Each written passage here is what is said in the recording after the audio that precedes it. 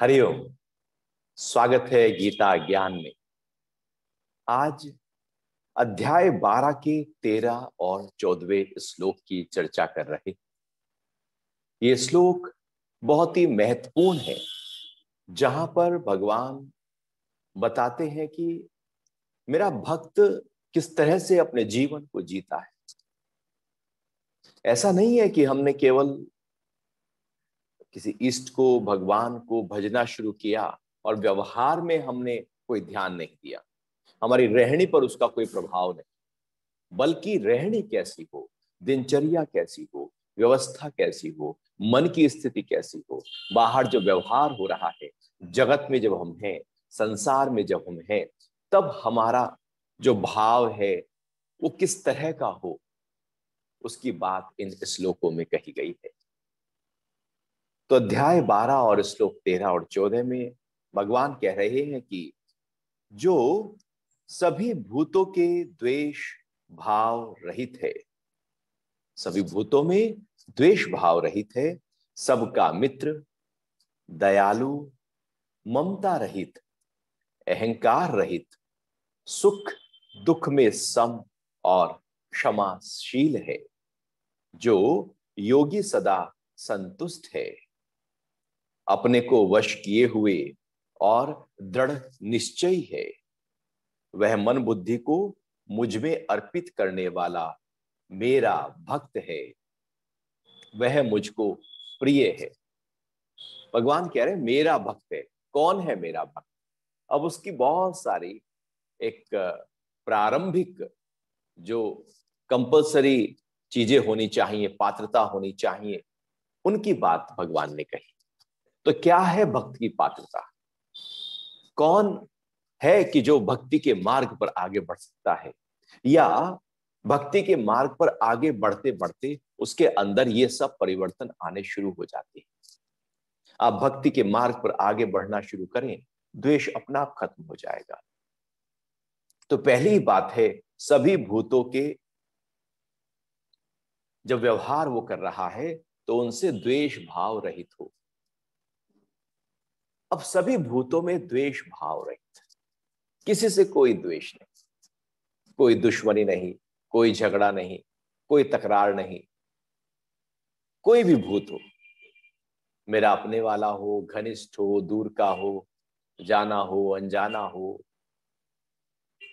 मनुष्य हो, पशु हो, पक्षी हो, पेड़ हो, पौधा हो, किसी से भी रत्ती भर भी मैं द्वेष ना कर लूं। हम द्वेष कर बैठते हैं, किसी ना किसी रूप में हमारे अंदर द्वेष की लहर आ ही जाती है। अपने वालों से तो खास तौर पर द्वेष पैदा होता है, क्योंकि द्वेष का सिद्धांत है यह वहां पैदा होता है जहां पहले से हमारा राग होता है। यदि राग नहीं तो द्वेष भी नहीं। जिन भूतों में हम राग कर बैठते हैं, वही भूत कल को द्वेष का कारण बन जाते हैं। जिन लोगों से, व्यक्तियों से, संबंधों से, रिश्तेदारों से हम राग कर लेते हैं, वहीं से ही किसी ना किसी रूप में द्वेष भी कर रहे होते हैं। क्या है राग और द्वेष?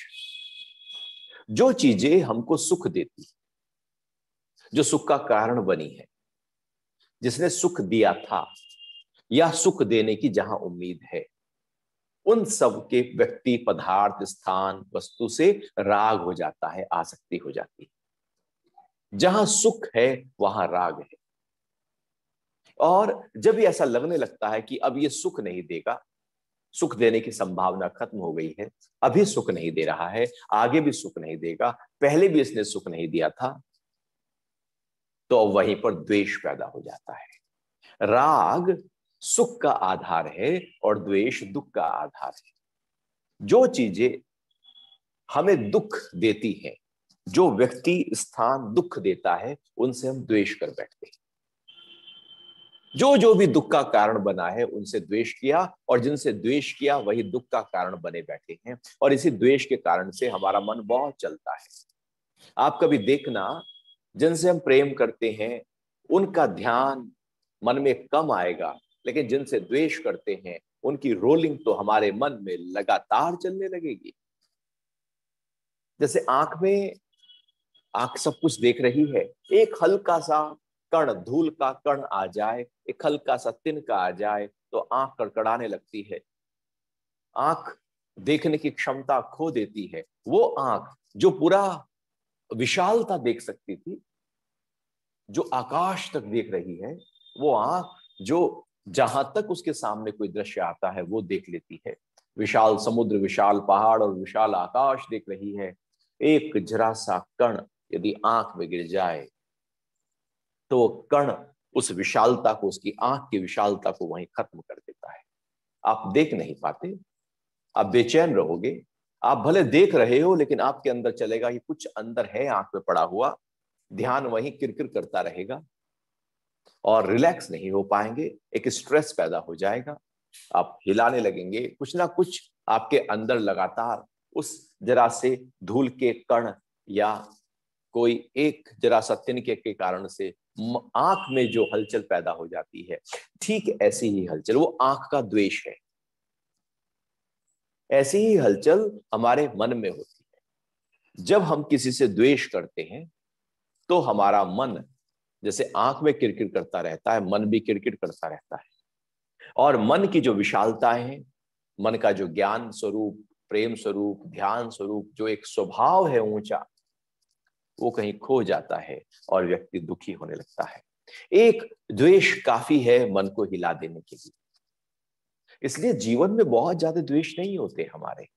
बहुत ज्यादा लोग ऐसे नहीं है कि जिनसे हमने दुश्मनी कर बैठे। बहुत कम लोग होते हैं, और जो कम लोग होते हैं वही बहुत ज्यादा अपना हमारे मन के ऊपर छाप छोड़कर चले जाते हैं, असर छोड़कर चले जाते हैं।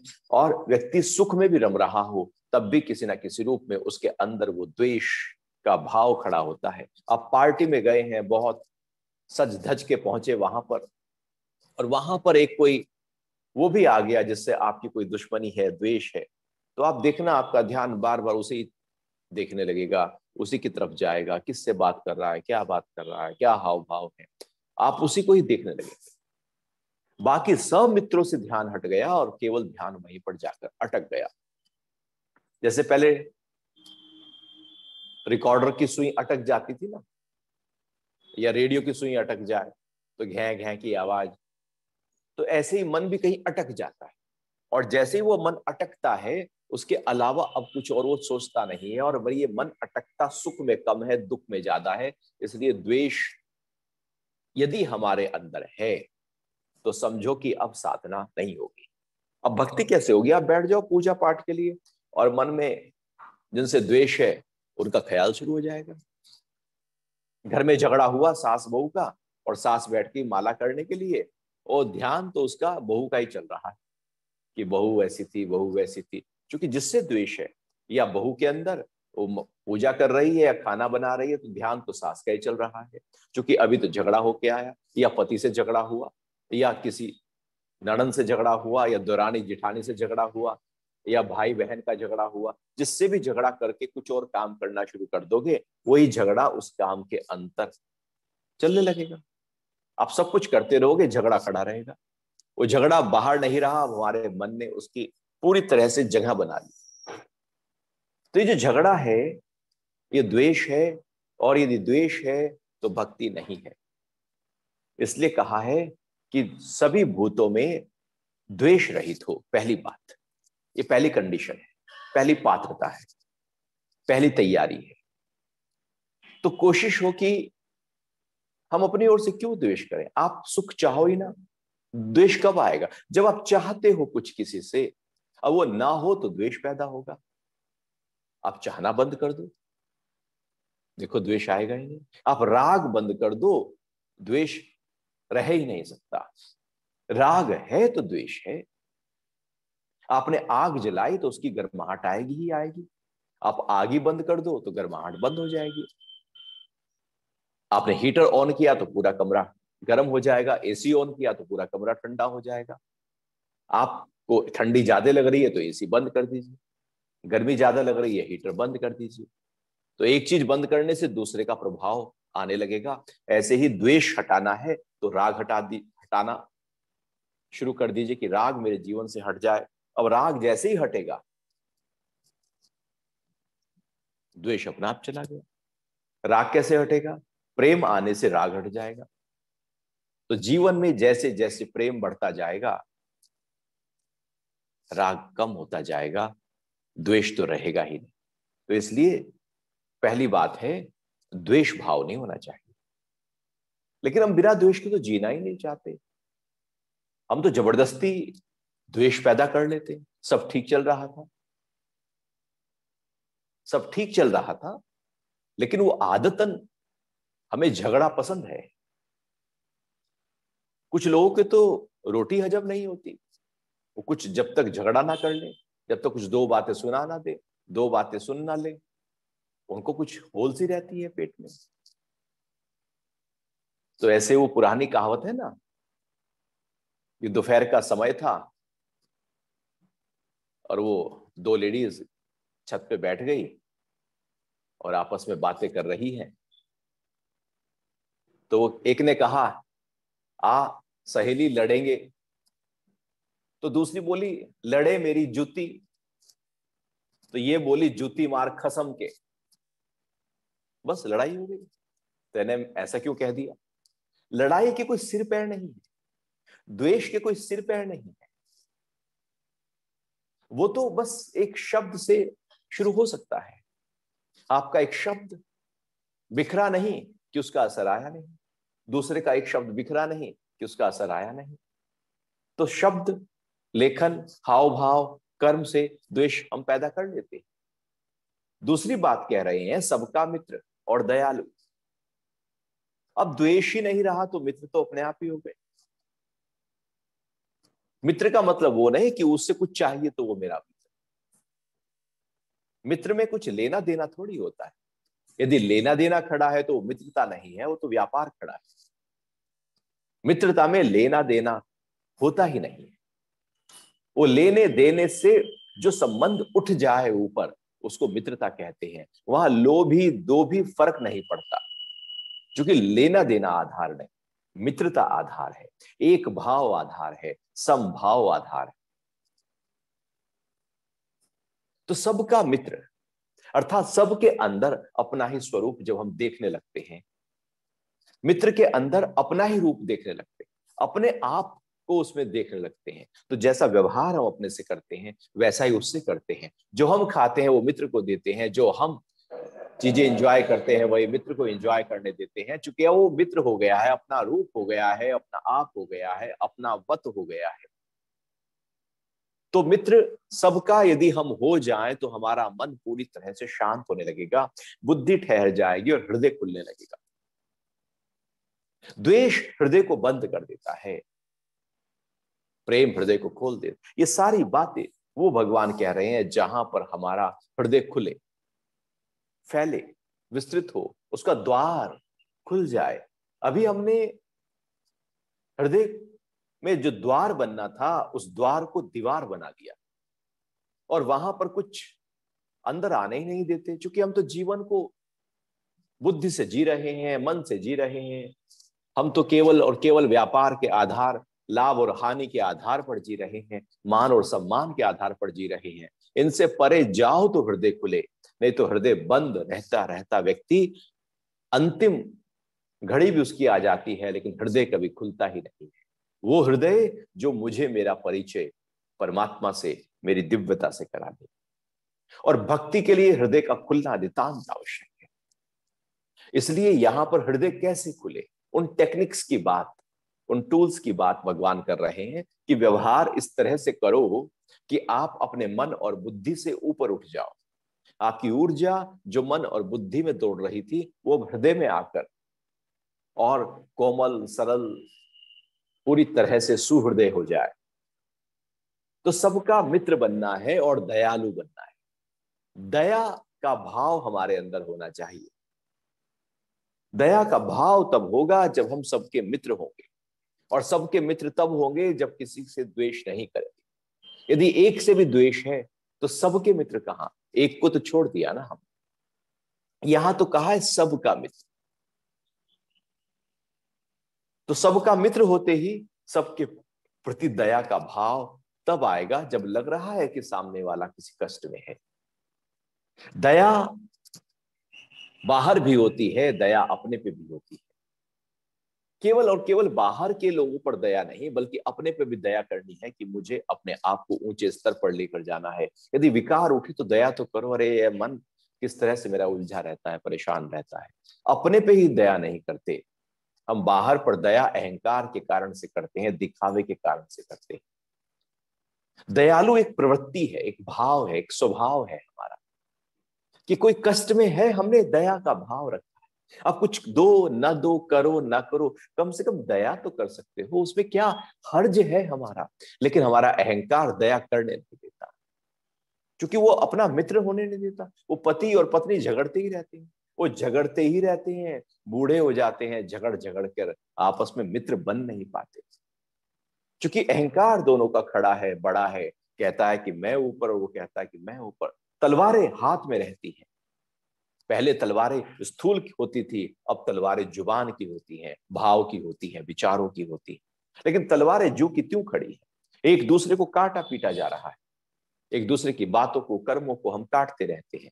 हम पति पत्नी आपस में ही संबंध गिने चुने दो चार, वहीं पर प्रेम नहीं रख सकते, बाकी तो बात बहुत दूर की है। भक्त कौन है? जिसके अंदर सबके लिए दया का भाव हो। और अगली बात कह रहे हैं ममता रहित।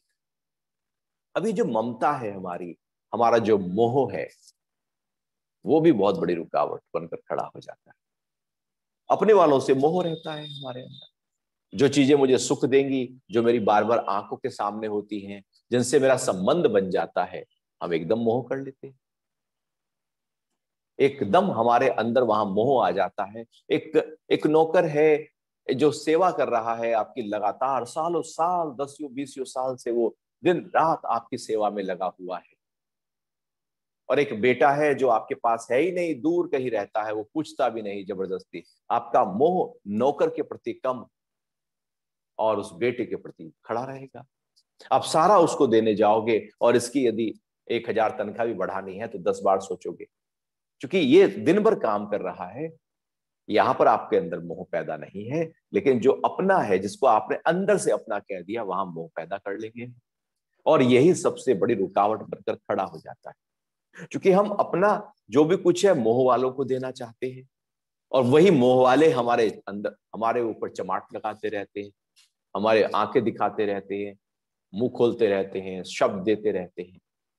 वही मोह वाले, वो ममता जो है, वो रुकावट बनकर खड़ी हो जाती है आगे बढ़ने के लिए। क्योंकि ये मोह वहां होता है जहां पर हम आसक्त हो जाते हैं, हमारी वृत्ति कहीं अटक जाए, रुक जाए, और वहीं से ही हम प्यार पाना चाहें। हम कहें नहीं, मेरा जो बेटा है वही मुझे प्यार करे। अरे भैया, दिन भर वो नौकर प्यार तो कर रहे हैं ना, उसी को बेटा मान लो। उसी को 1000 की जगह 10,000 दे दो, क्या दिक्कत है यदि आप दे सकते हो तो। उसको एक एक रुपया ध्यान रखोगे, और जो पूछता भी नहीं है उसको सब कुछ देने को तैयार हो जाओगे। ये हमारा मोह है जो हमको रुलाता है, फंसाता है, अटकाता है, जीने नहीं देता, ऊंचाइयों पर जाने नहीं देता, क्योंकि मोह है। वो मुझे याद है हरिद्वार में वानप्रस्थ आश्रम की घटना, जहां पर वो पति और पत्नी वानप्रस्थ आश्रम में रहते थे, और काफी सालों तक, लगभग 20 साल तक वहां रहने लगे, और उम्र भी 80 साल के आसपास हो गई थी। उनका एक बेटा था, अमेरिका रहता था, अच्छी जॉब करता था, लेकिन वो बेटा जो है वो माँ बाप से कोई संबंध रखता नहीं, कभी आया भी नहीं, फोन भी नहीं करता। इनके पास भी कोई खास कोई प्रॉपर्टी थी नहीं, बस एक वही वानप्रस्थ आश्रम में इन्होंने एक जो घर था, वो जो कमरा था, उसी को ही खरीदा हुआ था। और आश्रम वाले सारे इनका ध्यान रखते, दवा दारू करते, खाने पीने पर ध्यान रखते, क्योंकि आश्रम में तो ऐसे ही होता है, एक दूसरे का ही ध्यान रखा जाता है। और फिर वो जो कमरा इनके नाम था, अक्सर ऐसा होता है कि व्यक्ति जहां पर रहता है, फिर वो कमरा आश्रम को ही दे देता है कि भैया कोई और आकर इसमें रह ले।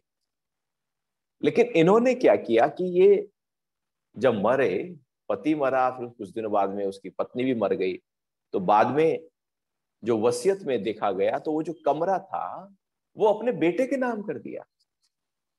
जो बेटा 20 साल से कभी मिला नहीं, फोन पे बात नहीं की, आया भी नहीं, दुख सुख पूछा नहीं, कमरा उसके नाम किया, ये मोह है। और जो दिन भर देखभाल कर रहे हैं,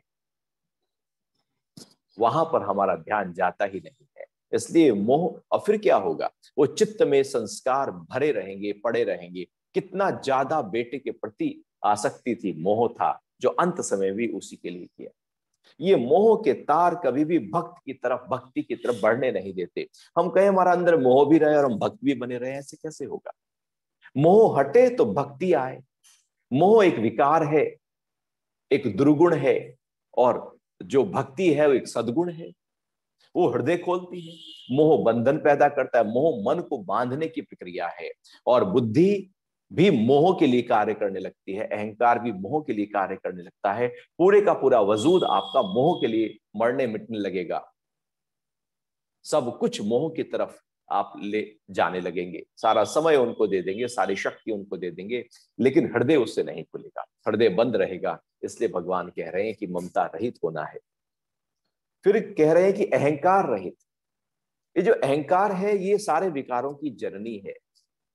जैसे एक उपजाऊ भूमि है तो वहां पर कोई भी आप बीज बो, उसमें पेड़ उगाएगा। भूमि उपजाऊ होनी चाहिए, पेड़ पौधे फल फूल सब कुछ वहां पर उत्पन्न हो सकता है। ऐसे ही अहंकार एक उपजाऊ भूमि है हमारे अंदर। इसमें काम, क्रोध, लोभ, मोह, अहंकार के साथ साथ सारे संस्कार उभर कर आएंगे, इच्छाएं उभर कर आएंगी, वासनाएं उभर कर आएंगी। सब कुछ इसमें पल्लवित होगा, पुष्पित होगा, पौधा बनेगा, पेड़ बनेगा। सारे विकार हमारे अहंकार के आधार पर खड़े रहते हैं। यदि अहंकार की जड़ों को हिला दिया जाए, यदि जमीन बंजर हो जाए, तो फिर उसमें बीज भी डालोगे तो वो बीज बिल्कुल निर्बीज हो जाएगा, अर्थात अब वो दग्ध बीज हो जाएगा, खत्म हो जाएगा, उसका कोई अंकुरित वहां पर नहीं हो पाए। क्योंकि बीज तो सही था, लेकिन भूमि उपजाऊ नहीं थी। कोई विकार तो आया, लेकिन अहंकार ही नहीं है, तो विकार को जगह ही नहीं मिली पलने की, बढ़ने की। तो अहंकार को ऊपर उठकर हमें प्रेम में आना। हम अहंकार में खड़े रहते हैं, हम ईगो से उठते हैं, ईगो से चलते हैं। आप देखना, हाव भाव, उठने बैठने बोलने चालने, हर जगह हमारा अहंकार झलकता है, दिख जाता है अहंकारी व्यक्ति अपने शब्दों से, अपने व्यवहार से। वो अहंकार जो मिला है अपनी संभाल के लिए, अहंकार अच्छा है, वो संभाल रहा है। अहंकार का मतलब है कि मुझे पता है ये शरीर मेरा है, ये मेरा नाम है, ये मेरा घर है, ये मेरे अपने वाले हैं, ये मेरा धन है, ये व्यापार है। ये कौन बता रहा है आपको कि ये मेरा है? हमारे ही अंदर एक अहंकार है, वो कहता है कि ये सब जो मेरे से जुड़ी हुई चीजें हैं, ये मेरी है। अब वो जो हमारे से जुड़ी हुई चीजें हैं, वो जो मेरी है, वो अहंकार बताता है, तभी तो हम उनका ध्यान रख पाते हैं। आपको मच्छर आपको काट रहा है, तो अहंकार ही तो बताएगा कि आप, मेरे शरीर पर एक मच्छर है, तो आप उसको उड़ा देंगे। मुझे प्यास लगी है, मुझे भूख लगी है, मुझे संभाल कर चलना है, मैं गिर ना जाऊं, सही नींद देनी है, सही उठना बैठना है, दिनचर्या अच्छी रखनी है। ये अहंकार कहता है कि शरीर मेरा है, ये जीवन मेरा है, इसको सही चलाना है। इसलिए अहंकार हमें मिला है। अहंकार मिला है एक व्यवस्था के लिए। अहंकार मिला है एक एक व्यक्ति अपने जीवन को सही प्रकार से जिए, संभाल करे, उसकी रक्षा करे। अहंकार रक्षा के लिए है। यदि वो अहंकार ही ना होता तो व्यक्ति अपनी रक्षा ही ना कर पाता, अपने अपने व्यापार की, धन की, घर की ध्यान ही ना दे पाता। लेकिन अब वो अहंकार जो अच्छा था, हमने सारी एनर्जी उसी अहंकार में अटका दी, अब वो खराब हो गया। जो चीज अच्छी होती है, एक सीमा तक वो अच्छी होती है, सीमा से परे वो फिर विकृत हो जाती। जैसे एक डोर को आप खींचो तो एक सीमा तक तो तनेगी, आप उसे थोड़ा ज्यादा खींच दो, वो टूट जाएगी। ऐसे संबंधों को आप थोड़ा ज्यादा खींच दो, वो टूट जाएंगे एक सीमा तक। लेकिन जब व्यक्ति के अंदर अहंकार होता है, तो सामने वाले का ना स्वाभिमान देखता है, ना उसका कद्र करता है, ना उसको रेस्पेक्ट करता है, वो अपने ही अहंकार में रहता है और वो डोर संबंधों के खींच देता है, मित्रता के खींच देता है और डोर टूट जाती है। अहंकार संबंधों को तोड़ता है, बिखेरता है। अहंकार व्यक्ति को अकेला कर देता है और उम्र का एक ऐसा पड़ाव व्यक्ति के जीवन में आता है जब वो केवल और केवल अकेला खड़ा होता है। अहंकारी व्यक्ति केवल अकेला खड़ा हो जाता है, क्योंकि जो भी उसके पास आएगा, अहंकार किसको बर्दाश्त है? अहंकार किसी को बर्दाश्त थोड़ी है। कुछ समय के लिए तो यदि आपसे कुछ चाहिए तो वो आपका बर्दाश्त कर लेगा, लेकिन उसके बाद वो बर्दाश्त नहीं करेगा। इसलिए अहंकार अलगाव करता है, वो तोड़ देता है, लेकिन प्रेम जोड़ने का काम करता है। अहंकार एकदम अकेला कर देता है, प्रेम एकांत में ले आता है। वो अहंकार अलग थलग कर देता है हमको, क्योंकि अहंकारी व्यक्ति के अंदर फिर काम भी खड़ा है, क्रोध भी खड़ा है, मोह भी खड़ा है, तो लोभ भी खड़ा है। सारे विकार खड़े हैं, सारी बदबू खड़ी हैं, सारे दुर्गुण वहां पर हैं। वो यदा कदा शब्दों से अहंकार निकालता रहेगा, उसे पता भी नहीं लगेगा, क्योंकि उसकी आदत हो गई है अहंकार में रहने की। वही अहंकार में जब हम होते हैं तो कभी वो अहंकार इतने ऊंचे स्तर पर होता है और वही अहंकार कभी उसको डिप्रेस कर देता है। तो ऐसे व्यक्ति डिप्रेस हो जाएंगे, नर्वस हो जाएंगे, डर जाएंगे, हताश निराश हो जाएंगे, क्योंकि एक छोर पर अहंकार बड़ा था और वहां से गिरते ही दूसरे छोर पर व्यक्ति आ जाएगा, बिल्कुल निचला अहंकार का सबसे निचला स्तर कि मैं दुखी हूं, परेशान हूं, मैं भय डरा हुआ हूं, मैं ये हूं, मैं वो हूं। क्योंकि ये पक्ष तब आया जब पहला था कि मैं ये हूं और मैं वो। जब ऊंचा पक्ष एंजॉय किया तो निचला पक्ष भी तो साथ में चिपकेगा। इस तरह से जीवन हमेशा उतार और चढ़ाव में चलता रहेगा। अहंकार रहित होना है। अहंकार रहित होने के लिए अपने आप को हमें प्रेम में लाना पड़ेगा। फिर कह रहे हैं सुख दुख में सम। सुख और दुख इंद्रियों के स्तर पर ख कहते हैं इंद्रियों को, सु कहते हैं इंद्रियों को जो अच्छा लगे, दु कहते हैं जो इंद्रियों को बुरा लगे। जो इंद्रियों को अच्छा लगता है, 5 ज्ञान इंद्रियां, 5 कर्म इंद्रियां और एक मन को, वो सुख है, और जिनको अच्छा ना लगे वो दुख है। हम पूरा जीवन इसी सुख और दुख की माला में निकाल देते हैं। हम सुख चाहने लगते हैं, दुख अपने आप खड़ा हो जाता है। आप जितना सुख चाहोगे उतना दुख बड़ा है, जितना सुख के पीछे भागोगे दुख भी साथ साथ उतना ही चिपका रहेगा। जुड़े पड़े, एक को खींचो दूसरा खींचा चला है, जुड़े पड़े। जैसे रस्सी है, उसके 2 सिरे हैं, आप एक सिरे को पकड़ के खींचो, दूसरा सिरा साथ साथ उतना ही खींचा चला आएगा, क्योंकि वो रस्सी के साथ जुड़ा पड़ा है। सुख के साथ दुख जुड़ा पड़ा है, आप सुख को खींचना शुरू करो, दुख भी साथ साथ आ जाएगा। और दुखी व्यक्ति वही है जिसने सुख खींचा है। जो सुख की चाहना में, इच्छा में बैठा है, उससे बड़ा दुखी कोई नहीं। जो सुख की चाहना ही जिसने छोड़ दी है, उसके साथ दुख भी चला गया। सुख से दुख चिपका पड़ा है। हम सब चाहते हैं कि मेरे जीवन में दुख ना आए, दुख ना आए, दुख ना आए, लेकिन ऐसा कौन है जिसके जीवन में दुख नहीं?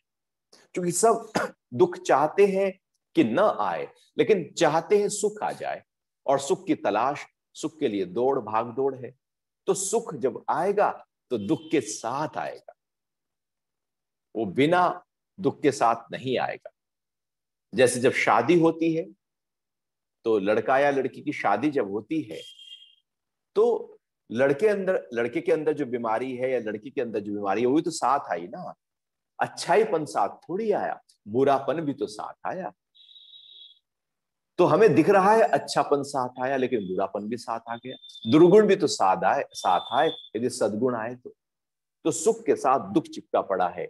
लेकिन सुख और दुख में भगवान ने दूसरे अध्याय में भी जब जब मौका मिला उन्होंने कहा कि सम, सुख और दुख में अपने आप को सम रखना है।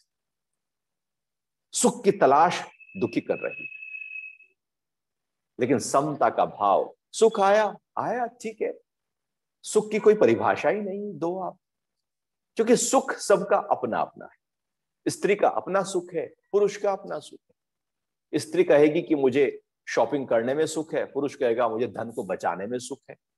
अब दोनों में तो फिर झगड़ा हो जाएगा, क्योंकि दोनों के अपने अपने सुख है। हर व्यक्ति का घर में यदि 3 प्राणी है, 5 प्राणी है, तो सबका अपना अपना सुख है।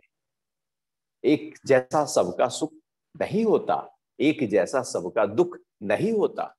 यदि व्यापार में घाटा हुआ है तो घर में सबसे बड़ा जो बुजुर्ग है शायद उसको कोई फर्क नहीं पड़ेगा, लेकिन जो व्यापार में है वो बहुत ज्यादा परेशान हो जाएगा, बहुत स्ट्रेस ले लेगा। घर में शायद बिल्कुल छोटा बच्चा है, उस पर भी कोई प्रभाव नहीं पड़ेगा। एक ही घर में घटी हुई घटना का प्रभाव घर के सभी लोगों पर अलग अलग अनुपात में पड़ने लगता है, क्योंकि सबके अपने दुख की परिभाषा और अपनी अपनी सुख की परिभाषा है। बाहर न सुख है, बाहर न दुख है, तो सुख और दुख की परिभाषा को अंदर से ही हटा दो तो हम सम हो गए, एक हो गए हम, क्योंकि हम अडिग हैं, अचल हैं।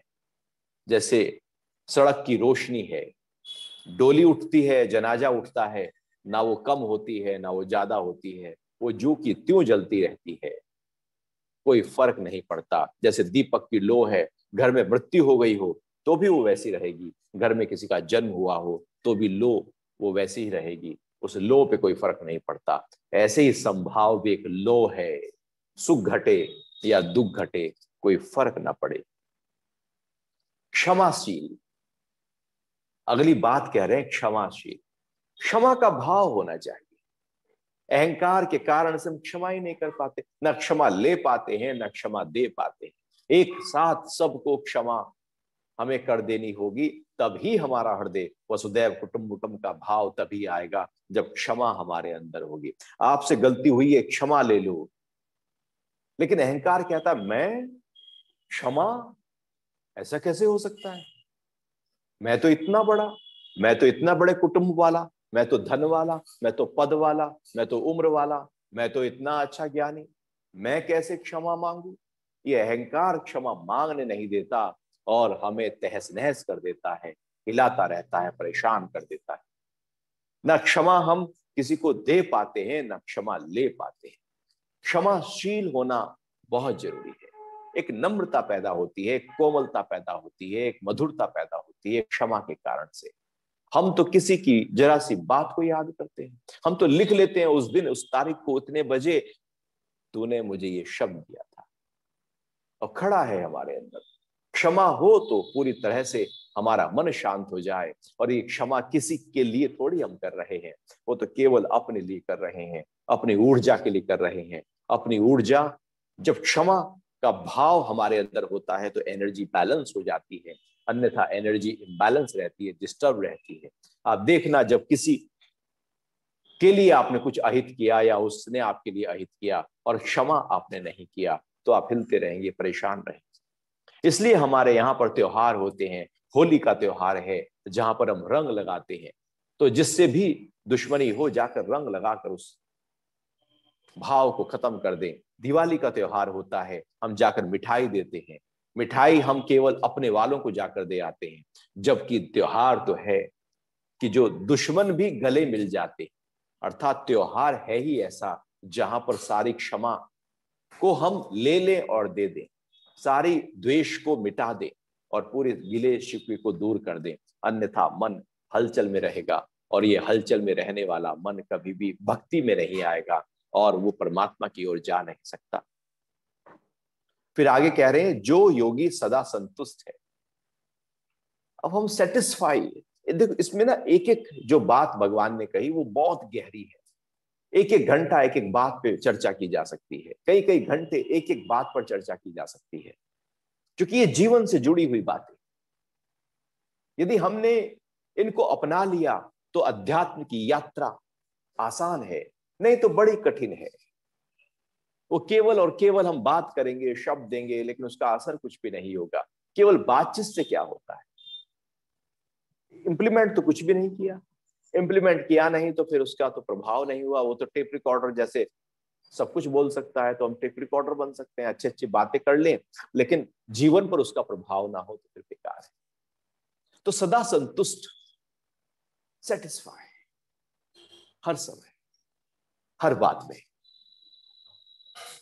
संतुष्टि सुख देती है, शांति देती है, हल्कापन देती है। असंतुष्टि द्वेष देती है, अशांति देती है, हलचल देती है, परेशानी देती है, दुख देती है, उलझन देती है। सब कुछ हमारे अंदर जो हिल रहा है वो असंतोष से हिल रहा है। संतोष है बस जो दिया है परमात्मा ने पूरी तरह से संतुष्ट हूं, आगे के लिए कर्मठ हूं, जो जो मिलता जा रहा है संतुष्ट हूं, जो कदम बढ़ा मैं पूरी तरह से संतुष्ट हूं, उस कदम में आगे कदम बढ़ता जा रहा है। जब वो अगला कदम बढ़ेगा तो उसमें संतुष्ट हो जाऊंगा। हर बढ़ते हुए कदम में मैं संतुष्ट हूं और जो पीछे कदम था उसमें भी संतुष्ट हूं। मैं संतुष्ट ही हूं, मैं संतुष्ट हूं और परम संतुष्ट हूं। संतोष का भाव, संतोषाद उत्तम सुख लाभ।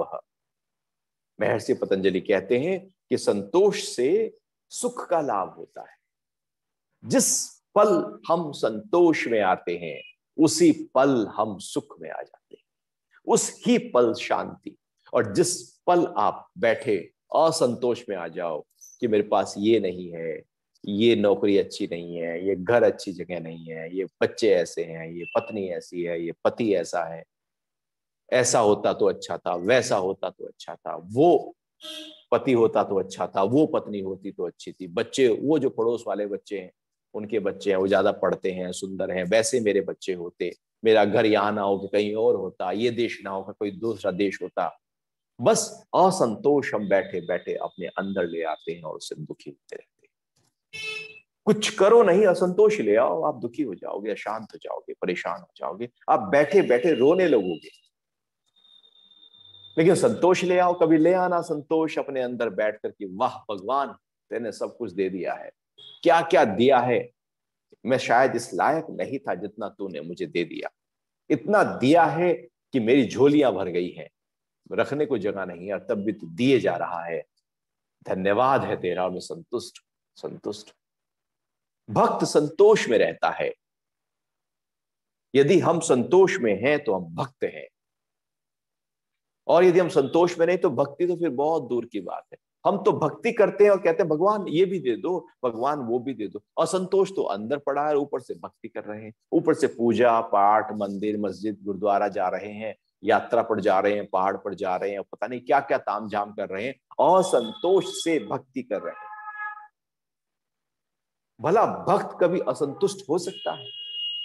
हमारी भक्ति भी हमारे स्वार्थ को पूरा करने के लिए होती है, भक्ति के लिए भक्ति नहीं।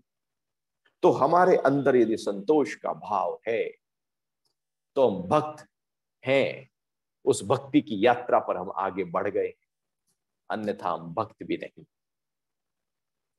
फिर आगे कह रहे हैं अपने को वश किए हुए, अपने को वश करना है। हम कहां अपने को वश करते हैं? जो आंख कहती है वो हम देखते हैं, जो कान कहता है वो हम सुनते हैं, जो नाक कहती है उसे सूंघने में लग जाते हैं। हम तो, हमारा कहां वश है? आप शरीर को कहो कि भैया बैठ जा थोड़ी देर के लिए, हिलना नहीं, डुलना नहीं, देखो शरीर क्या उपद्रव करता है। हमारा कंट्रोल हमारे शरीर पे नहीं है, स्थूल शरीर पे नहीं। इसमें इतनी हलचल, इतनी हलचल कि यदि 10 मिनट के लिए कहो कि बैठो, हम तो उठना उठना लगा रहेगा, क्योंकि हलचल ही हलचल है हमारे अंदर। ये जो हलचल है इसका मतलब है कि हमने अपने हाथ को वश में नहीं किया, पैर को वश में नहीं किया, अपने सिर को वश में नहीं किया, अपनी आंखों को वश में नहीं किया, अपने मन को, बुद्धि को, इंद्रियों को अपने और सूक्ष्म स्तर पर अपने को वश कैसे करेंगे? स्थूल तो वश हो जाए, सूक्ष्म तो तब वश होगा। अपने को वश करना है। आप अपने मालिक हो, हम अपने ही नौकर बने बैठे। जो इंद्रियां कहती हैं, मन कहता है, बुद्धि कहती है, हम वो कर रहे। हमें वो करना है जो मुझे करना है। जो ऊपर ये दिव्य गुण की बात कही, आप उस प्रवाह में, उस धारा में अपने आप को लेकर आए, उस भाव में अपने आप को लेकर आए। लेकिन हम तो जो बाहर कुछ देख लिया, आप जा रहे हैं बाहर, कुछ अच्छी चीज लगी तो वो शॉपिंग कर लेते, ये देखा उसके प्रति आकर्षित हो जाते हैं, मोहित हो जाते हैं, सम्मोहित हो जाते हैं। हम अपने वश में थोड़ी हैं, हम तो परवश हैं। हमारी डोर मेरे ही हाथ में हो। वो कठपुतलियां पहले आती थी, आपने देखा होगा, कठपुतलियां बहुत अच्छा डांस करती, स्टेज पर गांव गांव में लेकर जाते, शोज होता। कठपुतलियां कभी देखना आप पीछे जाकर, तो वहां पर आदमी बैठे रहते और कठपुतलियों में बहुत सारे धागे, उसके हाथ में, दूसरे हाथ में, पैर में, कंधे में, सिर में, हर जगह पर, कमर पर धागे, बहुत ही महीन धागे बांधे होते। जो कठपुतली नचाने वाला है वो उन धागों को सबको पकड़ कर रखता अपने हाथ में, और कठपुतली से यदि पैर उठाना हो डांस करवाने के लिए तो पैर वाला धागा खींचेगा, हाथ उठाना हो तो हाथ वाला धागा खींच देगा, गर्दन घुमानी हो तो गर्दन वाला धागा खींच देगा। वो जो कठपुतली से कराना हो वही धागा वो खींच लेता है, और फिर वो इस तरह से एक व्यवस्थित तरीके से धागे खींचता रहता है कि कठपुतली डांस करना शुरू कर देती है। अर्थात कठपुतली का अपना मूवमेंट कुछ भी नहीं है, जो वो चाहे नचाने वाला जैसा वो नचाए वैसा कठपुतली नाचती रहती है, और जब वो नहीं नचाए तो कठपुतली पड़ी रहती है, और फिर एकदम वो डोर खींचे तो फिर खड़ी हो जाती है, छोड़ दे तो वो एकदम गिर जाती है, कहे नाच तो नाच लेती है, कहे उदास होके बैठ जा तो उदास होके बैठ जाती है, कहे मर जा सो जा तो वैसी हो जाती है। कठपुतली का अपना कुछ भी नहीं है, परवश है कठपुतली। ये कहानी कहीं हमारे साथ तो नहीं होती, कहीं हम भी परवश तो नहीं है, कहीं ऐसा तो नहीं कि कोई व्यक्ति हमको यदि अच्छे अच्छे शब्द दे, माला पहनाए तो हम प्रफुल्लित हो जाते हैं, और कोई यदि कुछ शब्द अशब्द बोल दे, अपमान के शब्द बोल दे, कुछ उल्टा सीधा बोल दे तो हम दुखी हो जाते हैं। ऐसा तो नहीं कि किसी के कारण से हमारे अंदर हलचल रहती है, उसने मुझे ऐसा क्यों कह दिया, ऐसा क्यों कर दिया तो मैं हिल गया। तो आप देखोगे कि हम सड़क पर चल रहे हैं, यदि कोई हमको, रिक्शा वाला भी कुछ बोल दे तो हम परेशान हो जाते हैं, मतलब हमारी सारी डोर उसके हाथ में है ना, कोई भी हमें हिला सकता है। कोई भी एक 5 रुपए की माला, गेंदे की फूल की माला आपके अंदर डालकर आपको प्रफुल्लित कर सकता है, और वो माला उतार कर आपको दुखी कर सकता है। अरे गलती से भैया आपको पहना दी, आप इस लायक ही नहीं हो जो आपको माला पहनाई जाए, देखो अभी आप परेशान हो जाओगे। कोई कुछ कहे आप हिल जाओगे, बाहर कुछ हो आप हिल जाओगे, प्रकृति में कुछ हो आप हिल जाओगे, परिस्थिति कुछ हो आप हिल जाओगे, धन थोड़ा कम हो जाए आप हिल जाओगे, मान सम्मान कम हो जाए, सुख कम हो जाए, संबंध दूर चले जाए आप हिल जाओगे। बाहर कुछ भी हो रहा हो, हिलते हम हैं। अर्थात हमारी सारी डोर कहीं बाहर है, और बाहर जैसे वो नचाता है हम नाचते रहते हैं।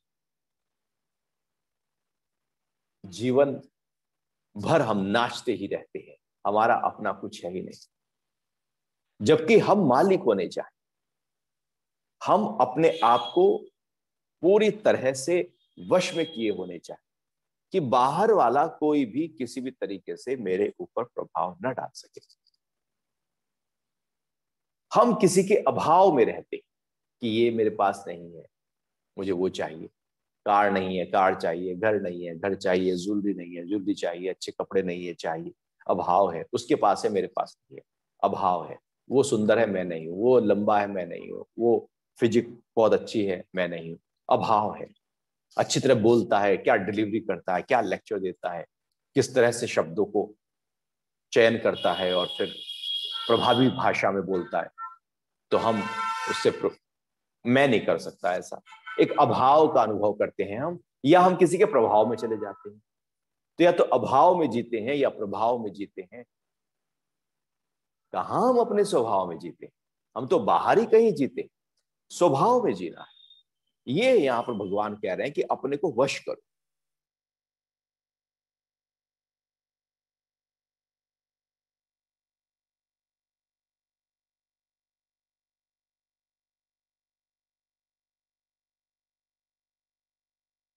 पूरी दिनचर्या को हिला सकता है।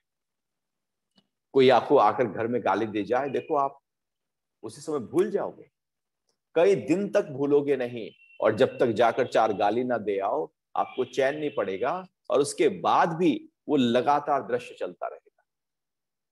हम भूलते कहां हैं, क्योंकि किसी के कारण से हम हिल गए, और हम जीवन भर हिलते ही रहते, हिलते ही रहते हैं, न जाने किस किस के हाथ में मेरी डोरे। यहां पर भगवान कह रहे हैं कि अपने को वश करो, अपने को वश किए हुए वश, कंट्रोल करना है अपने मन को, अपनी इच्छाओं को, अपनी कामनाओं को, अपनी वासनाओं को, अपने संस्कारों को, अपने मन बुद्धि को, अपने सारे हरकतों को, अपने कर्मों को वश करो। आदतन नहीं, वश करो। मैं चाहूं तो करूं, न चाहूं तो न करूं। ये कब होगा? जब हमारे अंदर दृढ़ निश्चय होगा। और इसलिए भगवान इसको पूरा कर रहे हैं कि जो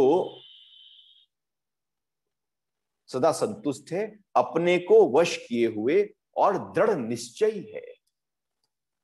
ये दृढ़ निश्चय हमारे अंदर होना चाहिए। एक निश्चय, एक संकल्प, एक दृढ़ता हो कि मैं शराब नहीं पीऊंगा। दृढ़ता आ गई, मैं शराब के वश में नहीं। वो शराबी शराब के वश में होता है, वो अपने वश में कहां होता है। वो तो सिगरेट पीने वाला सिगरेट के वश में होता है, मांसाहारी मांस के वश में होता है। हम तो बाहर के वश में होते हैं और वो चीजें हमको खींचती हैं अपनी तरफ।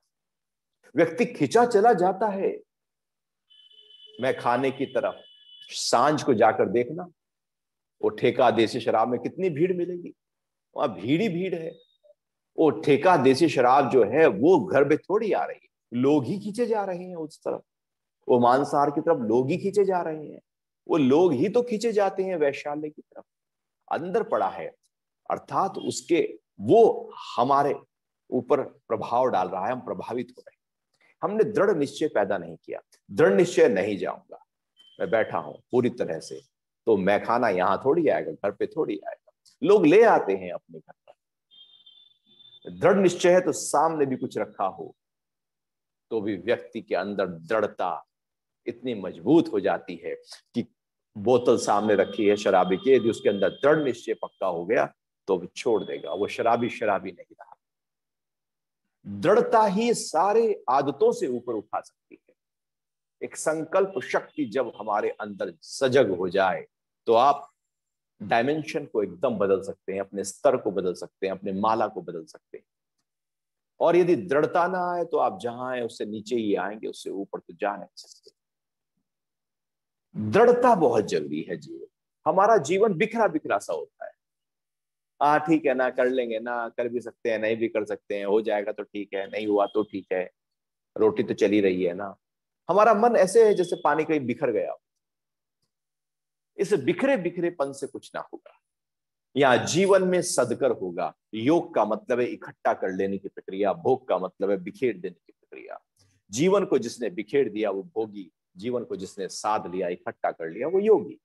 और यहाँ पर ये सारी जो पात्रताओं की बात भगवान कर रहे हैं वो साधने की बात कर रहे हैं, इकट्ठा करने की बात कर रहे हैं। कैसे अपने आप को इकट्ठा करें? तो इकट्ठा हम तब कर सकते हैं जब हम दृढ़ता, संकल्प को बल दें। जैसे मुट्ठी बंद, जैसे जब आप पूजा पाठ करते हैं तो संकल्प पढ़ा जाता है। संकल्प में अंगुलियों को अलग अलग नहीं किया जाता। आप ऐसे अंगुलियों को अलग अलग करेंगे, अंगूठा अलग करेंगे तो पंडित जी कहेंगे अरे भैया इकट्ठा करो, अंगुलियों को इकट्ठा करो, थोड़ी सी मुट्ठी बंद करो, अब ये जल लो, अक्षत लो, कुशा लो, संकल्प फूल लो, मुट्ठी को बांधो, संकल्प करो, जो मैं बोल रहा हूं वो तुम बोलो कि ये पूजा मैं इसलिए कर रहा हूं। ये संकल्प के बिना पूजा अधूरी है। पूजा संकल्प के बिना पूरी हो नहीं सकती। तो महत्वपूर्ण क्या हुआ? संकल्प महत्वपूर्ण हुआ। पूजा तो उसके बाद की स्थिति है। संकल्प रेल का, जैसे रेलगाड़ी है तो आगे इंजन है, तो संकल्प इंजन है। और जहां सारी पद्धति है पूजा की, वो सब एक तरह से डब्बे हैं। महत्वपूर्ण इंजन होता है, संकल्प महत्वपूर्ण है किसी भी कार्य के लिए। और वो संकल्प ही ना हो, दृढ़ निश्चय ही ना हो तो कोई भी कार्य हमारा सिद्ध नहीं हो सकता। और जो लोग बहुत ऊंचे स्तर पर जाते हैं उनका दृढ़ संकल्प बहुत ज्यादा होता है, दृढ़ता होती है, मजबूती होती है। और जो ऐसे ही ढीलम पीलम होते हैं, ये कर लेंगे वो कर लेंगे, कभी कर लिया कभी नहीं कर लिया, जो अपने आप को अनुशासित नहीं रख पाते, वो कभी भी आगे नहीं बढ़ पाते। उनकी लाइफ ऐसे ही बस डगमगाती डगमगाती, जैसे गाड़ी गड्ढों में जा रही हो ऐसी लाइफ। कभी गड्ढे नहीं है तो खुश हो गए, फिर गड्ढे आ गए। बहुत जगह पर ऐसी सड़कें आपको मिल जाएंगी, वहां ढूंढना पड़ता है सड़कों में गड्ढे हैं या गड्ढों में सड़क। लाइफ भी कुछ ऐसी ही है कि जीवन में दुख है या दुख में जीवन ढूंढा जा रहा है। जो दृढ़ संकल्प हैं वाले लोग हैं वो ऊंचाई पर जाते हैं, और बाकी तो सब जिनके अंदर संकल्प नहीं होता, वो क्षमता नहीं होती अपने आप को। संकल्प का मतलब है मुट्ठी को बांध लेने की प्रक्रिया, अपना बिखरे मन को इकट्ठा कर लेना, बुद्धि को इकट्ठा कर लेना, प्राणों को इकट्ठा कर लेना, अपने विचारों को इकट्ठा कर लेना, भावों को इकट्ठा कर लेना, पूरे के पूरे व्यक्तित्व को एक ही जगह पर इकट्ठा करके, ऐसे ही कि जैसे आप पंजा लड़ा रहे हो या किसी के हाथ को कसकर बांध नीचे शेकन करते हैं ना, कसकर भींचे, तो सारी शक्ति को, पूरे शरीर की शक्ति को इकट्ठा करके आपको हाथ में लाना होगा, तब आप पंजे को जीत पाएंगे। जो ज्यादा शक्ति इकट्ठा कर ले वही जीत पाएगा। तो पूरा शरीर उस समय शक्ति विहीन हो जाता है, टाइट तो हो जाता है, लेकिन सारी शक्ति इकट्ठा होकर केवल हाथ में सिमट जाती है। ऐसे ही, ठीक ऐसे ही दृढ़ संकल्प में भी, दृढ़ निश्चय में भी सारे पूरे के पूरे व्यक्तित्व में बहता हुआ जो जीवन है वो एक ही जगह पर जब इकट्ठा हो जाए उसको दृढ़ निश्चय कहते हैं। तो दृढ़ निश्चय व्यक्ति ही भक्त हो सकता है कि मुझे उस परम तत्व तक पहुंचना है, उस अनुभूति में आना ही है। रुकावटें कितनी भी आए, दुख आए, तकलीफ आए, नुकसान हो, अपमान हो, लेकिन मेरा निश्चय है कि मैं तुझको पालूं। एक ही निश्चय जब हो जाए तो वही निश्चय हमारे जैसे पक्षी के पंख हैं, उसको उड़ा कर ले जाते हैं ऊपर। निश्चय भी ऐसा ही है कि हमको उड़ा कर ले जाता है ऊंचाइयों पर। और निश्चय ना हो तो छोटी छोटी परेशानी में व्यक्ति उलझ जाए, और प्रकृति परेशानियां देती रहती है और व्यक्ति उन परेशानी में उलझता रहता है। निश्चय करता है, घर में बैठ के कहता नहीं अब मैं ये काम करूंगा, करके दम लूंगा, और थोड़ी देर में मन में संशय ऐसे आते हैं, अरे छोड़ो बेकार है, क्या करना है इसमें, एकदम संशय आ जाता है। जो निश्चय है संशय उसको खा जाता है। संशयात्मिका बुद्धि कभी भी निश्चयात्मिका होने नहीं देती। तो दृढ़ निश्चयी बनना है, और साधक, योगी, भक्त दृढ़ निश्चयी होते। फिर आगे कह रहे हैं, यह अध्याय 12 का 13 और 14 श्लोक है। वह मन बुद्धि को मुझ में अर्पित करने वाला मेरा भक्त है। अब ये जो सब बातें हैं, क्या क्या बातें थी? जो लोग भूतों में द्वेष भाव रहित हैं, किसी से द्वेष नहीं करते, झगड़ा नहीं करते, लड़ाई नहीं करते, प्रेम का भाव रखते हैं सबसे, और सबके मित्र हैं, सबको मित्र जैसा देखते हैं, दयालु हैं, सबके प्रति दया का भाव है, ममता रहित है, मोह नहीं है, आसक्ति नहीं है, अहंकार रहित है, सुख और दुख में सम है, एक समान है, क्षमाशील है, कुछ गलती हो जाए या कोई कर दे तो क्षमा का भाव एकदम प्रकट हो जाए, और सदा संतुष्ट है, जो अपने को वश में किए हुए हैं, और दृढ़ निश्चयी। वह मन बुद्धि को मुझ में अर्पित करने वाला मेरा भक्त है, वह मुझको प्रिय है।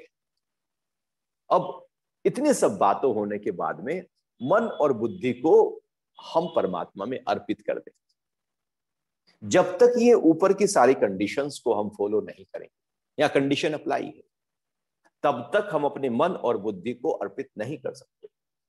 अहंकार खड़ा हो कैसे अर्पित करोगे? मोह खड़ा हो कैसे अर्पित करोगे? द्वेष जगा हो कैसे अर्पित करोगे? दया का भाव है ही नहीं तो कैसे अर्पित करोगे? सुख और दुख हिलाता रहता है तो कैसे अर्पित करोगे? अर्पित हम कर ही नहीं सकते, क्योंकि हमारे अंदर हलचल हलचल हलचल ही हलचल। तो ये सारी हलचल जैसी थमती चली जाती है, व्यक्ति का मन शांत होता चला जाता है, बुद्धि ठहरने लगती है। अब वो जो मन है और उसकी बुद्धि है, भगवान कह रहे हैं मेरे में अर्पित जो करता है वही भक्त है।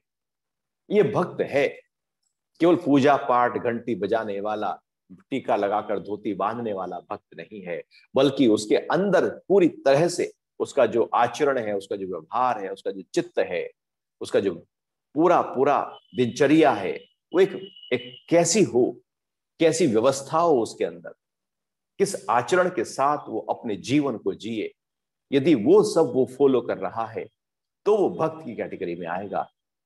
अन्यथा वो भक्ति, फिर तो वो घंटी बजाई और जाके दिन भर चोरी का काम कर रहे हैं, झूठ बोल रहे हैं, कालाबाजारी कर रहे हैं, सारे गलत काम कर रहे हैं, और हम घंटी बजा के अपने आप को बगला भगत कह रहे हैं। हम कह रहे हैं कि हम सबसे बड़े भगत हैं, लेकिन सबसे बड़ा, क्योंकि वो घंटी बजाना, वो बगला भगत बनना, वो ढाकने की चीज है। वो टीका लंबा लगा लेना, वो कुछ ढक रहा है, कुछ कुछ दुर्गुण को ढका जा रहा है, कुछ गलतियां जो हैं हमारे अंदर की, जो हमारा दुर्विचार है, व्यवहार है, कुछ हमारी वासनाएं, संस्कार, इच्छाएं हम ढक रहे हैं और दिखा रहे हैं कि हम तो भक्त हैं। वो भक्ति दिखावे की है। अब उस भक्ति से भी कुछ हम लेना चाहते हैं। वो माथे लंबा तिलक लगाकर यदि दुकानदार बैठ जाए और घंटी बजाए और कहे कि भैया मैं तो बिल्कुल बस इतना ही लेता हूं जितना आटे में नमक है, ज्यादा प्रॉफिट लेता नहीं, और वो यही कह रहा है, तो ग्राहक भी सोचेगा अरे कितना भक्त आदमी है, टीका भी लगाए बैठा है, धोती पहनी है, मूर्ति भी रखी हुई है, दीपक भी हो रहा है ना, राम राम भी बोल रहा है, मंदिर भी रोज जाता है, तो ये कोई गलत थोड़ी करेगा, ये तो सही प्रकार से प्रॉफिट ज्यादा थोड़ी जेब काटेगा। समझो कि वो सारे आयोजन जेब काटने के लिए थे उसके, वो भक्त बनने की, वो दिखावे की प्रक्रिया है, वो है यही कि इस दिखावे से मैं कुछ और बड़ा कर लूं। भगवान कह रहे हैं भक्त वो थोड़ी है, भक्त के लिए तो पूरे का पूरा हमें अपने आचरण को ही बदलना होगा, इसलिए वह मुझको प्रिय है। भगवान के यदि प्रिय बनना है, भगवान के यदि पसंदीदा बनना है, यदि उस ऊर्जा को अपलिफ्ट कराना है, तो इन सब जितने भी ये गुण हैं, साधनाएं हैं, इनको अपने जीवन में अपनाना होगा, इनको फॉलो करना होगा, इस पे चलते जाना होगा, और हम भक्त हो जाएंगे। तो आज केवल 2 ही श्लोक हम कर पाए, चूंकि एक एक बड़ा गहनता लिए हुए था, 13 और 14, इसलिए प्रश्न उत्तर भी आपके आज नहीं हो पाए हैं। और अगली बार भी भगवान इसी ही श्रृंखला में आगे बढ़ाते हुए बताएंगे कि वो कौन भक्त है। उसकी चर्चा अब हम बुधवार को करेंगे। हरि ओम। जय श्री कृष्णा।